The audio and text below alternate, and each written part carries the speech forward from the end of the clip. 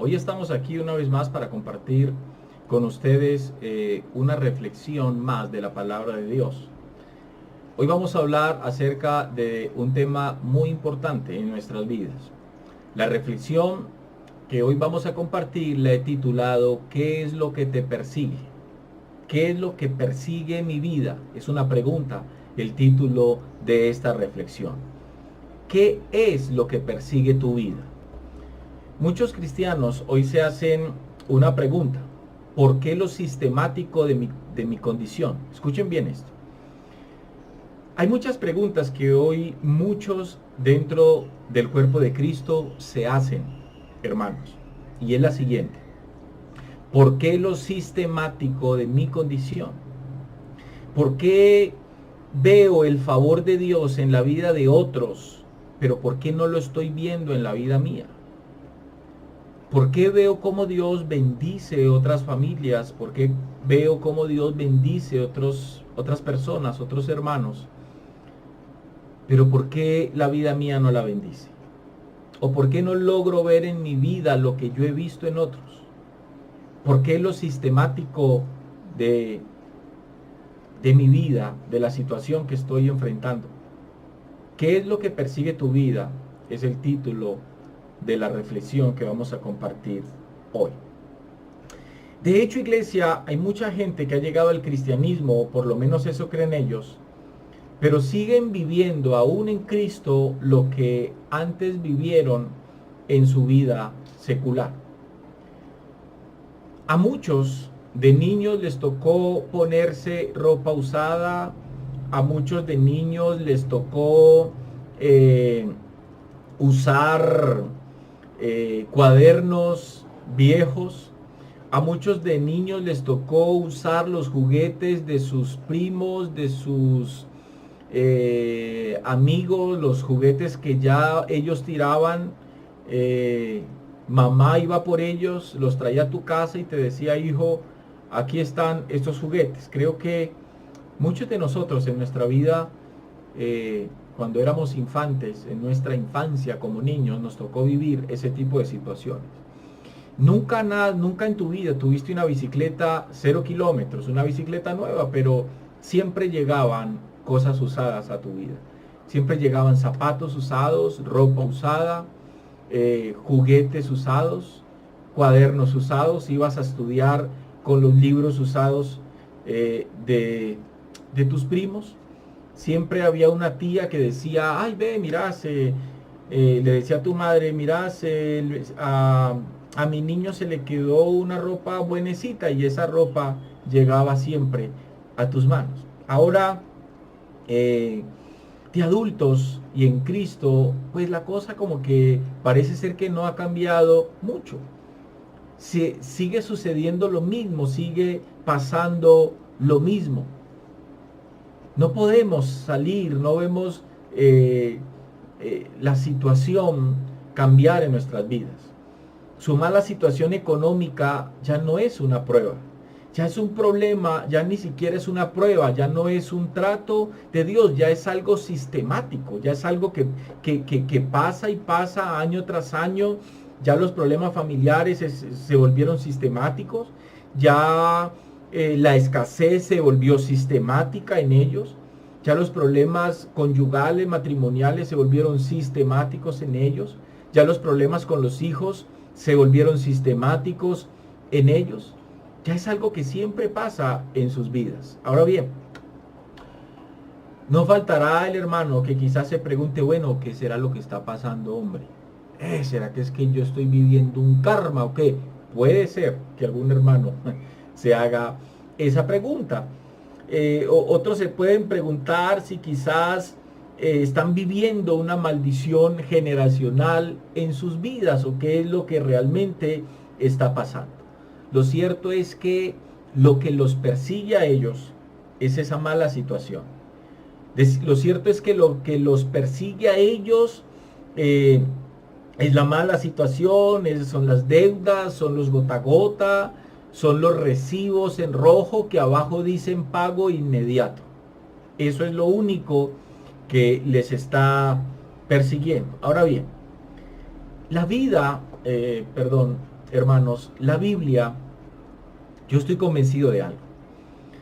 Yo estoy convencido, soy un convencido que la Biblia es el manual de los principios de Dios. La verdad, la cosa, hermanos, no tiene ningún misterio. A lo largo de la Escritura nosotros encontramos esos principios claves, diría yo, para vivir conforme a la voluntad de Dios. Pero repito algo. La escasez sistemática no es ni humildad ni santidad. La escasez sistemática, cuando ya se convierte en un sistema de vida, tampoco podemos decir que es la voluntad de Dios. Porque una cosa es que Dios quiera tratar algo en nuestras vidas con la escasez. De hecho, el apóstol Pablo dijo, yo sé vivir en abundancia y sé vivir en escasez. Por las dos situaciones, dijo el apóstol Pablo, he pasado. Pero no quiere decir que la escasez en la vida del apóstol Pablo fue una vida sistemática o fue algo sistemático. Solo fueron tiempos en los cuales Dios usó la escasez en la vida del apóstol Pablo y lo ha usado en la vida de cada uno de nosotros, pero lo ha hecho con un propósito. Ahora, el problema es cuando esas circunstancias, repito, se convierten en algo sistemático que siempre están allí. Ahora bien, hay algo muy curioso en la vida de este tipo de personas. Escuchen bien lo que les voy a decir aquí. Interesantemente hay algo muy curioso en la vida de estas personas. Y lo curioso es que en la vida de este tipo de personas son duros para dar. Son duros para dar. Les cuesta mucho desprenderse de cosas materiales. Les cuesta dar a otros. Les cuesta honrar a otros, incluyendo a Dios mismo. En el libro de Deuteronomio, vamos a Deuteronomio.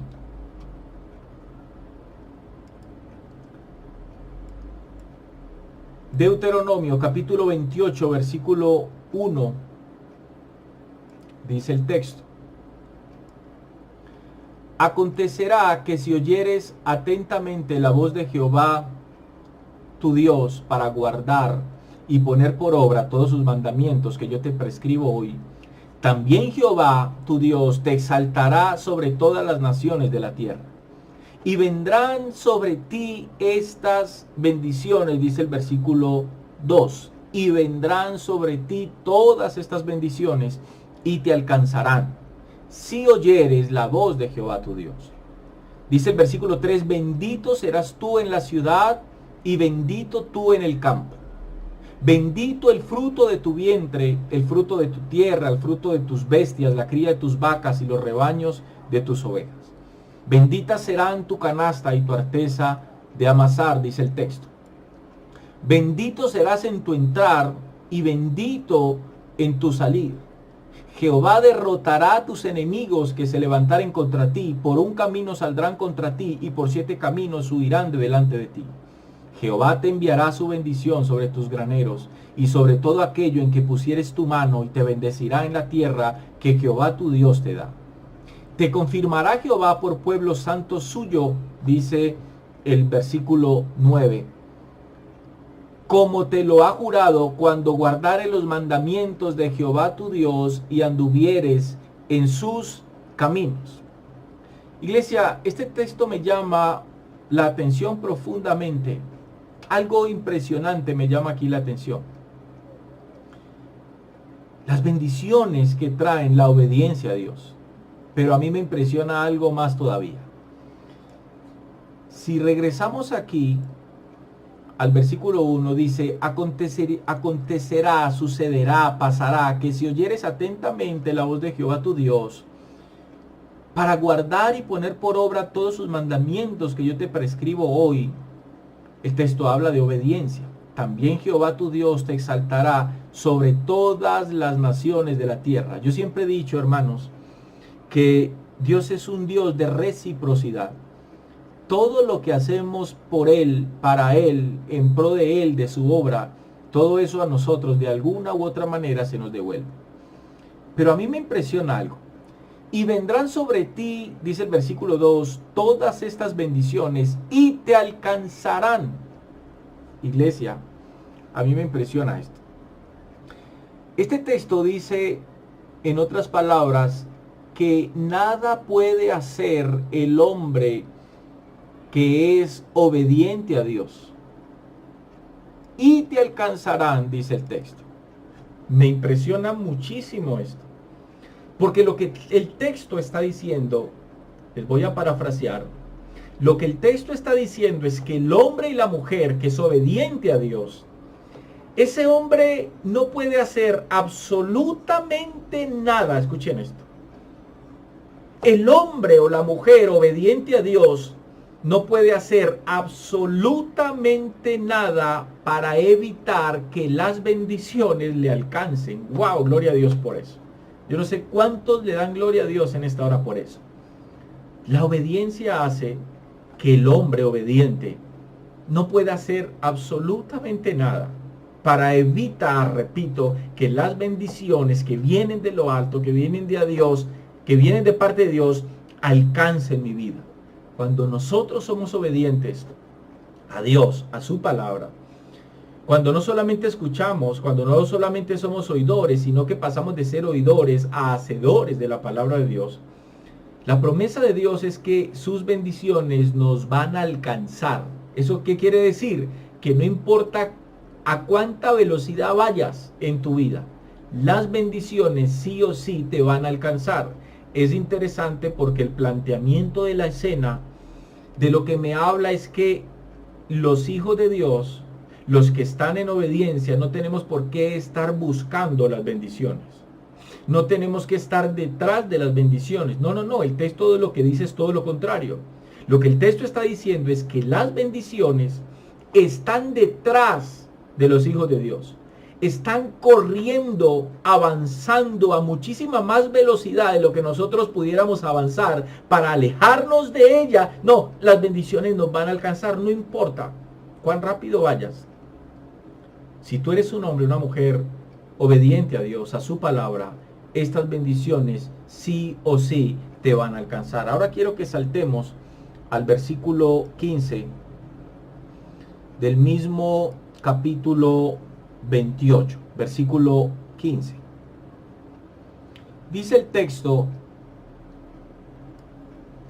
pero acontecerá, sucederá, pasará, si no oyeres la voz de Jehová tu Dios para procurar cumplir todos sus mandamientos y sus estatutos que yo te intimo hoy. Dice el texto que vendrán sobre ti todas estas maldiciones, dice el texto, y te alcanzarán. Escuchen esto, te alcanzarán. Versículo 16. Maldito serás tú en la ciudad y maldito en el campo. No habrá forma, lo que el texto está diciendo es que no va a haber forma de que alguien diga en la ciudad: ay, me está yendo mal en la ciudad, no, me voy para la finca de mi papá, me voy para la finca del abuelo, me voy para la finca del tío, voy a ponerme a sembrar porque es que aquí en la ciudad hay problemas. No, la escasez, la maldición, así como te alcanzó en la ciudad, te va a alcanzar en el campo. Y serás maldito tanto en la ciudad, como dice el versículo 16, como serás maldito en el campo. Eso quiere decir que el problema de la desobediencia, de la maldición, a veces de la escasez que viene a causa de la desobediencia, no es problema del lugar donde tú estás, es problema de tu condición, de tu actitud delante de Dios. Dice el versículo 17, maldita tu canasta y tu arteza de amasar. Escuchen esto, maldita tu canasta y tu arteza de amasar. Yo no sé a cuánto les ha pasado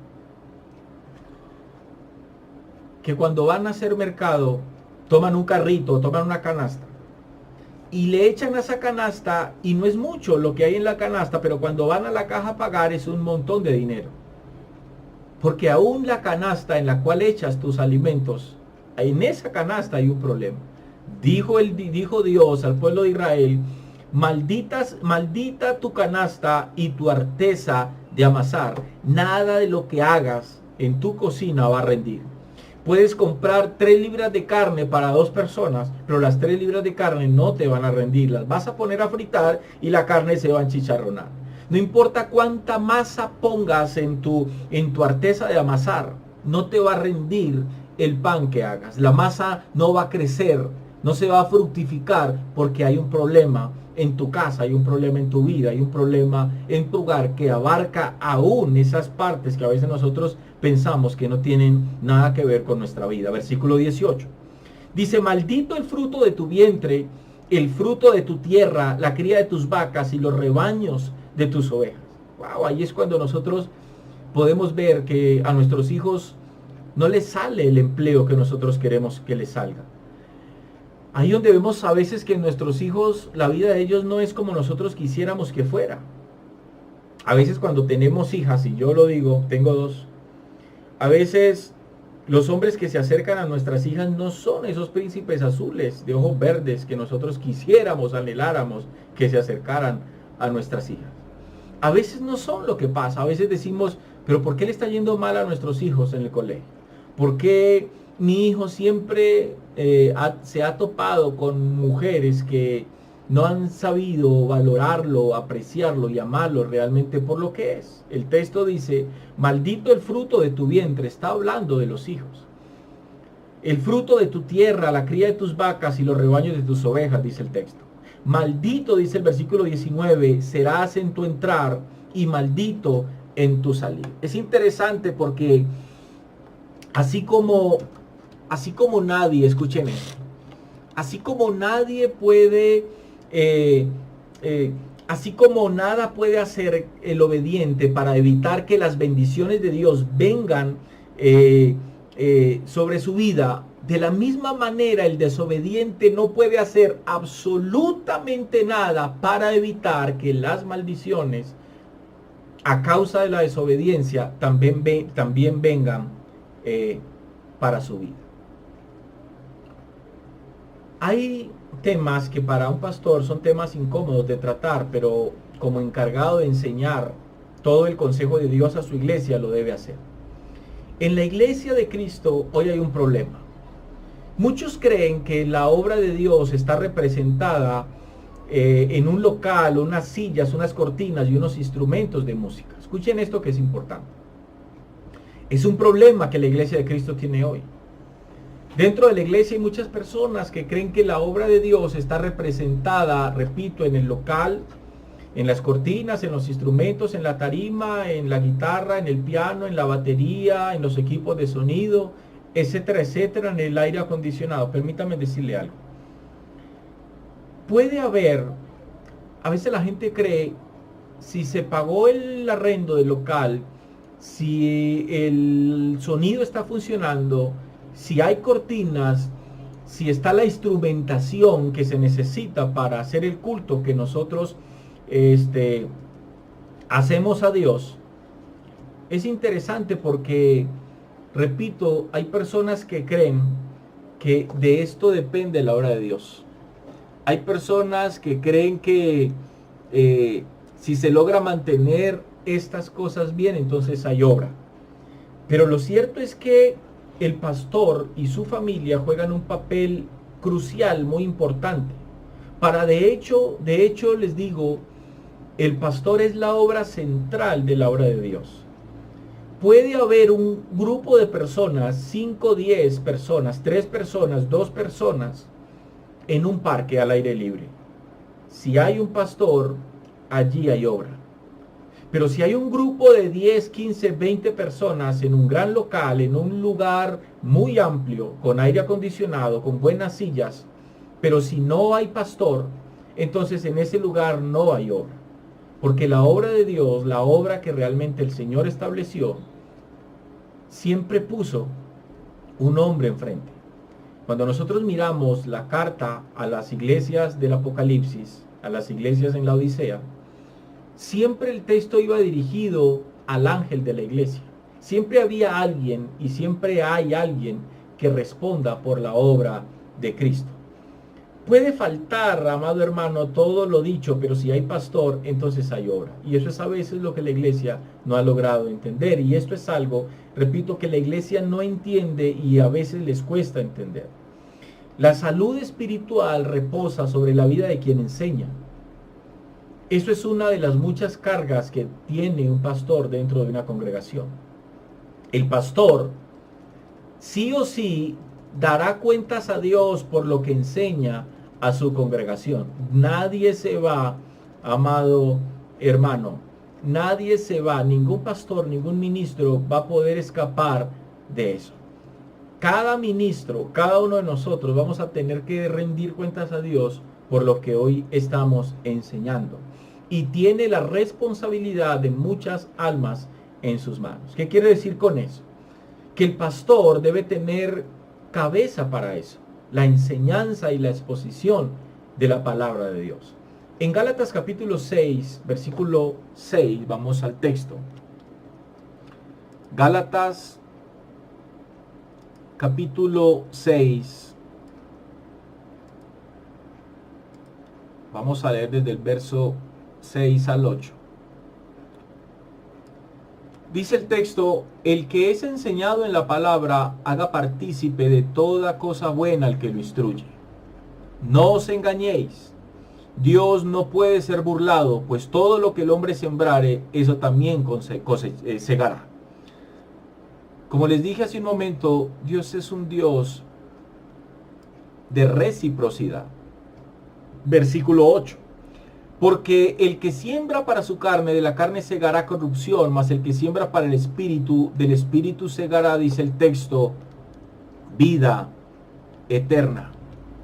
Hace poco tiempo, en la congregación, hablábamos acerca del poder que tiene la honra en los hijos de Dios. Hablábamos acerca del poder de la honra para los hijos de Dios. Alguien se preguntará ¿por qué? Porque a los que Dios llama a esto, y aquí voy a decir algo que posiblemente algunos hermanos de pronto no estén de acuerdo conmigo, algunas personas no estén de acuerdo conmigo, y yo entiendo esto. Pero realmente nosotros tenemos que mirar lo que dice la palabra de Dios. Y lo que la palabra de Dios me enseña a mí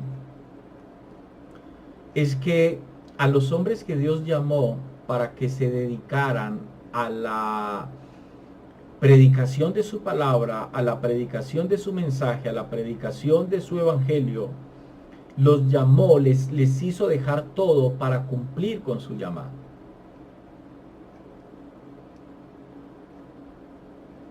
Yo siempre he creído que en la Biblia nosotros tenemos verdades implícitas y en la Biblia hay verdades explícitas. Verdades que están a flor de piel, a la luz de todo ojo. Esas son las verdades explícitas. Pero las verdades implícitas que también están allí escritas en la Biblia, están allí también con su intención y con su propósito. Estoy hablando de llamados genuinos de Dios. No hablo de hombres que se ponen o son puestos por hombres. Uno mira en el ministerio hombres que son puestos por hombres en un lugar donde simplemente les ponen un sueldo. No estoy hablando de ese tipo de llamados, estoy hablando de llamados genuinos de Dios.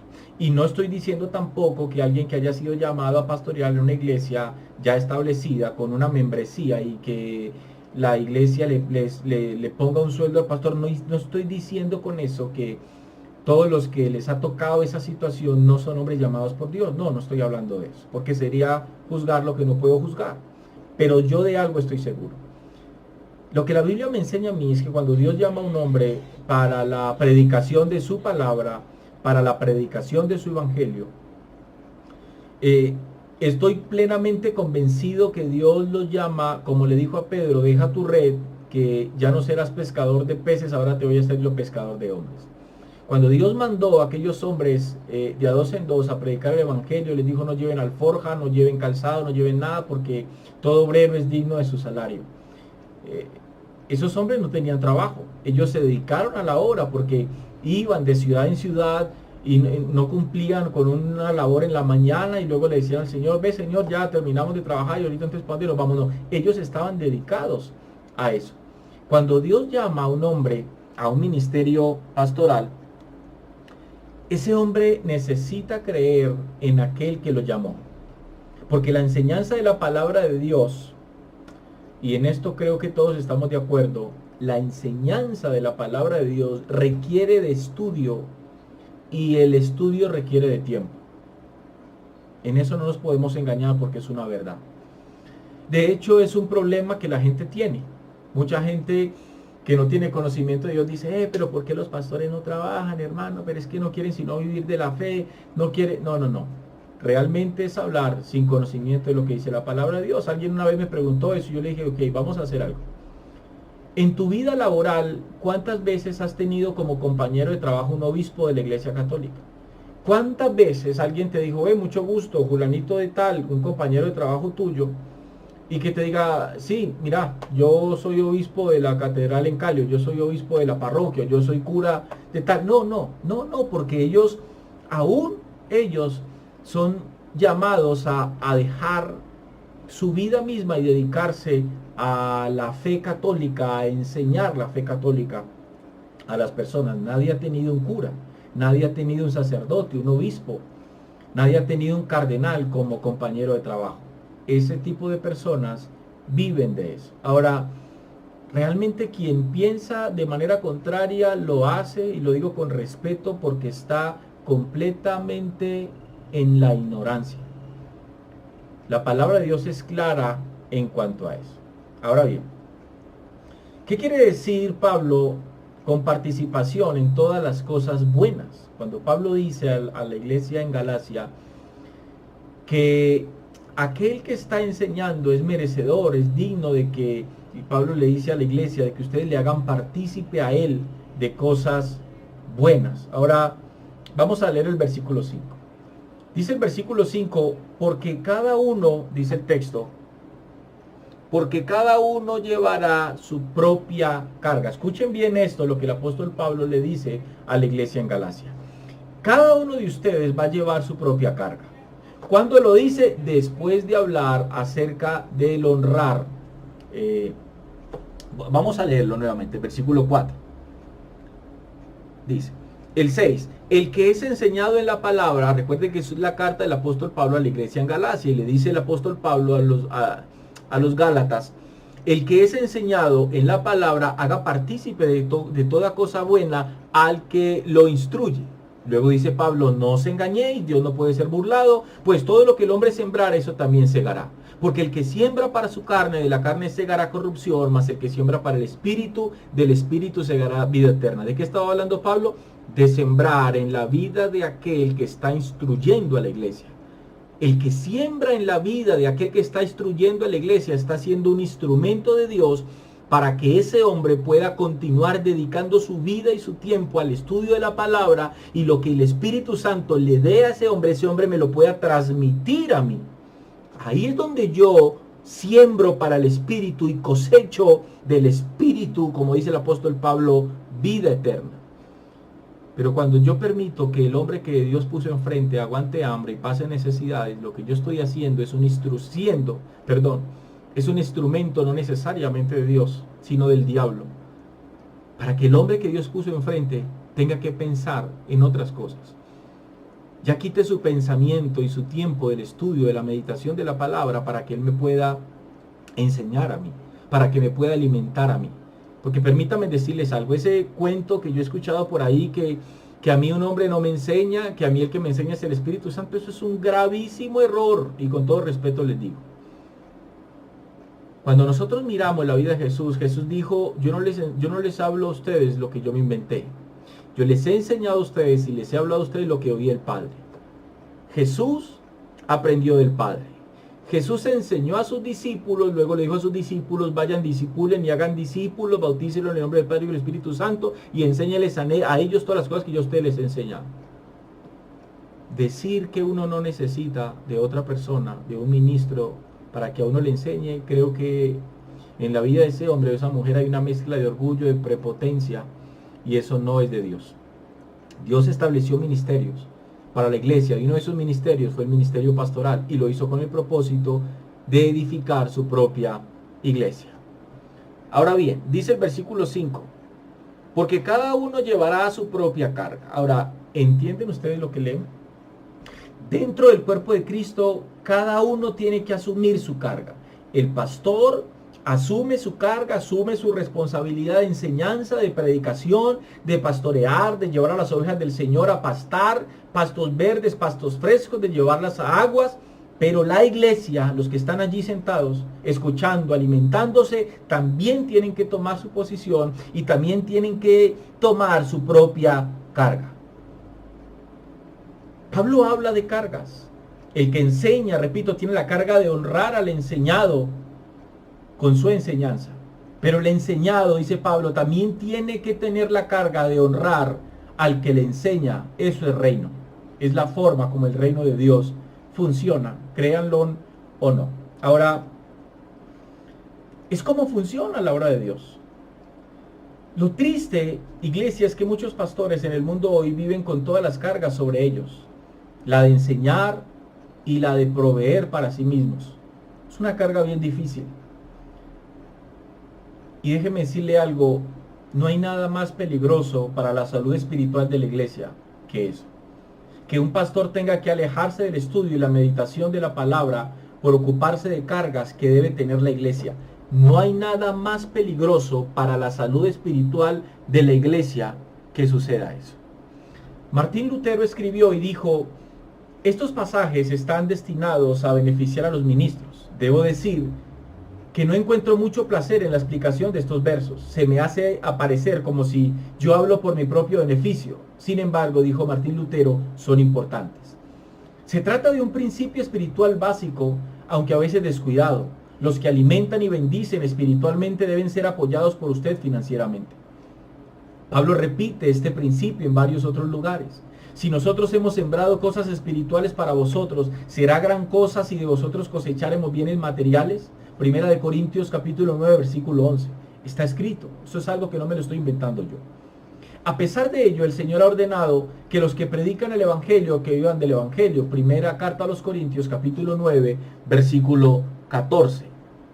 Luego dijo Pablo también, los ancianos que gobiernan bien sean tenidos por dignos de doble honor, mayormente los que trabajan en predicar y enseñar. Primera de Timoteo capítulo 5, verso 17.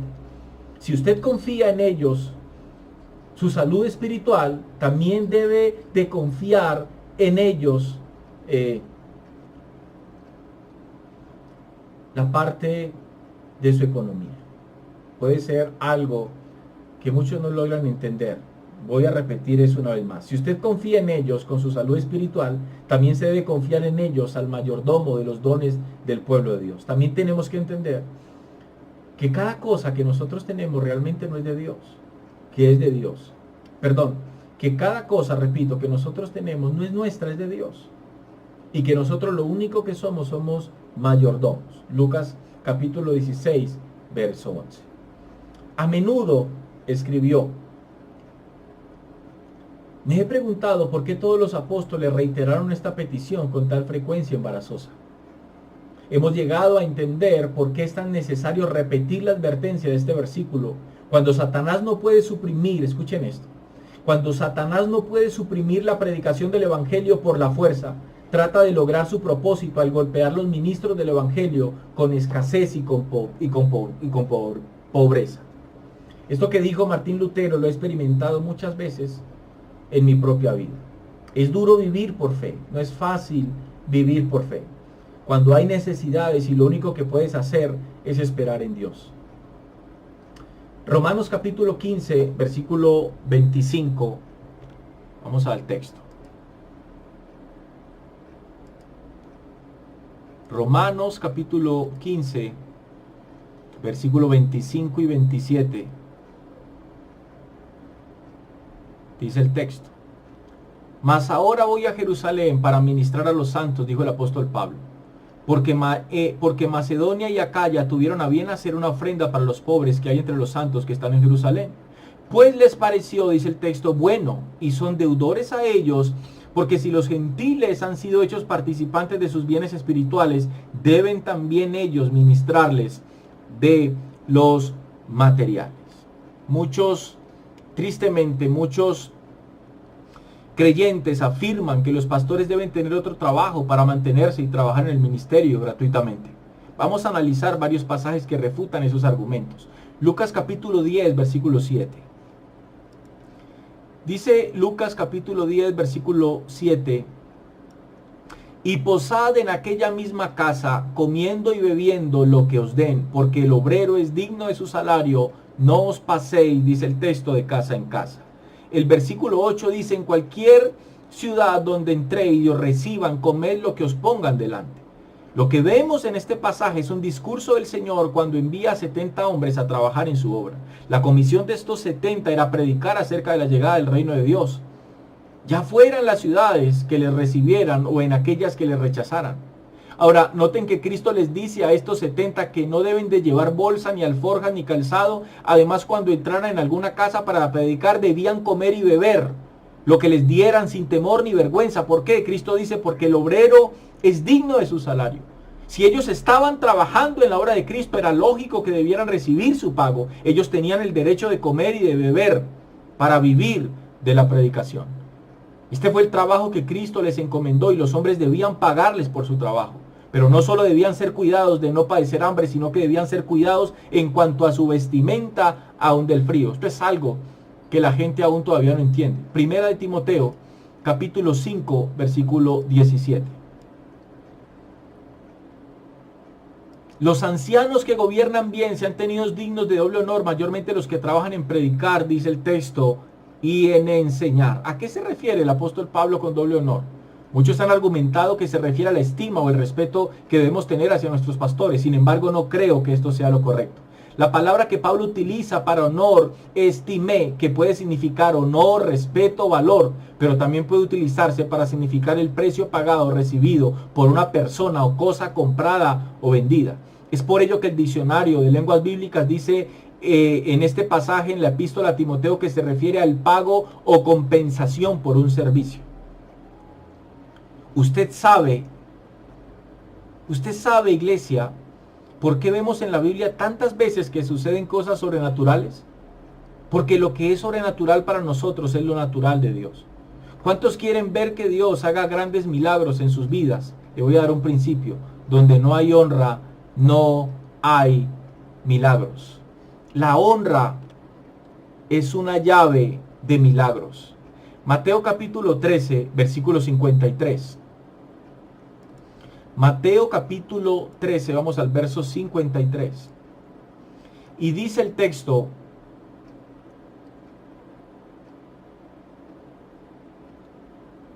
aconteció que cuando terminó Jesús estas parábolas, se fue de allí. Y venido a su tierra, les enseñaba en la sinagoga de ellos, de tal manera que se maravillaban y decían: ¿de dónde tiene esta sabiduría y estos milagros? ¿Qué estaba haciendo Jesús en Nazaret, su tierra? Milagros. Pero el pueblo dejó de ver lo sobrenatural y empezó a ver lo natural. ¿Qué era lo natural? Ellos dijeron: este no es el hijo del carpintero, versículo 55.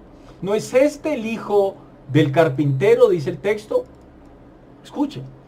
No es esto fue lo que los llevó a ellos a deshonrar a Jesús. Le quitaron la honra. ¿Cómo se la quitaron? Cuando dijeron: ¿no es este el hijo del carpintero? ¿No se llama su madre María y sus hermanos Jacobo, José, Simón y Judas? ¿No están todas sus hermanas con nosotros? ¿De dónde pues tiene todas estas cosas? Y se escandalizaban de él, pero Jesús les dijo: no hay profeta sin honra, sino en su propia tierra y en su casa.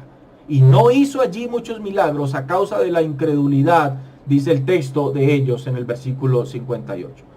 Lo que Jesús está enseñando es que donde la gente vea solo lo que sus ojos naturales alcanzan a ver y su mente natural alcanza a comprender, no habrá honra.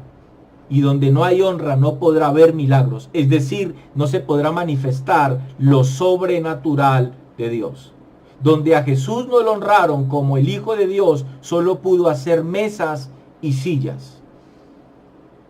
Romanos capítulo 13, versículo 7.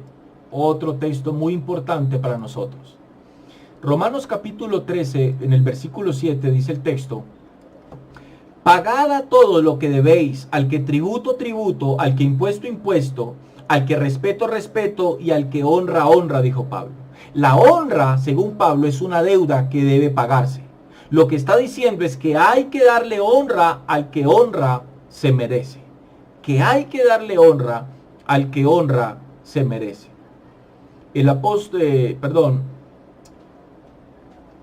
David escribió un salmo muy interesante. Salmo capítulo 23, versículo 1 al 6. Dijo David: Jehová es mi pastor, nada me faltará. En lugares de delicados pastos me hará descansar, junto a aguas de reposo me pastoreará. Confortará mi alma, me guiará por sendas de justicia, dice el texto, por amor de su nombre. Aunque ande en valle de sombra de muerte, no temeré mal alguno, porque tú estarás conmigo, tu vara y tu callado me infundirán aliento. Aderezas mesa delante de mí en presencia de mis angustiadores, unges mi cabeza con aceite, mi copa está rebosando. Ciertamente, versículo 6, el bien y la misericordia me seguirán todos los días de mi vida, y en la casa de Jehová moraré por largos días. Dios tiene dos cosas, hermanos, reservados para sus hijos: el bien y la misericordia. David no dijo, las buscaré, él dijo, estas me seguirán. Iglesia, asegúrense que estas cosas les sigan a ustedes también. Termino como empecé. ¿Qué es lo que está persiguiendo tu vida? ¿El bien y la misericordia? ¿O problemas, dificultades, tribulaciones, dolencias, enfermedades y escasez? ¿Qué es lo que persigue tu vida? Porque lo que perseguía la vida de David era el bien y la misericordia. Dios tiene estas dos cosas reservadas para sus hijos. Que sea el bien y la misericordia lo que persiga la vida de cada uno de ustedes. Que Dios me les continúe bendiciendo a todos.